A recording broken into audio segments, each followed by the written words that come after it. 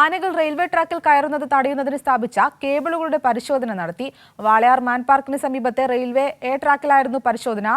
റെയിൽവേയുടെയും കേരളം വനം വകുപ്പിന്റെയും നേതൃത്വത്തിലായിരുന്നു പരിശോധന. സച്ചിൻ വള്ളിക്കാട് തയ്യാറാക്കിയ റിപ്പോർട്ടിലേക്ക്.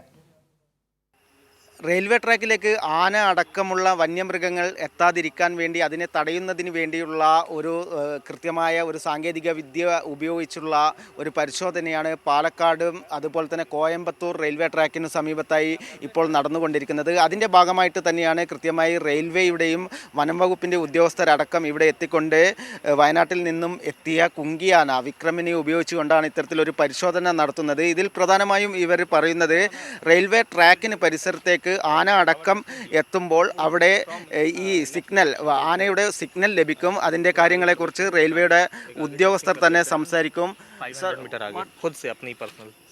For this we are just laying our OFC inside the earth. Whenever elephant comes on the fiber from elephant vibration sensed by our OFC and get signal, and it will convert it into elephant alarm and it will give it to railway. Then railway to inform to everywhere like ASM and loco pilot. Then he will speed just restrict the speed or whatever. If need, he will stop the train. How much kilometer in this OFC cable? Approximately 100 kilometer. We are covering. This is a trial run. Yes, it's a trial run now. Further information railway will provide you.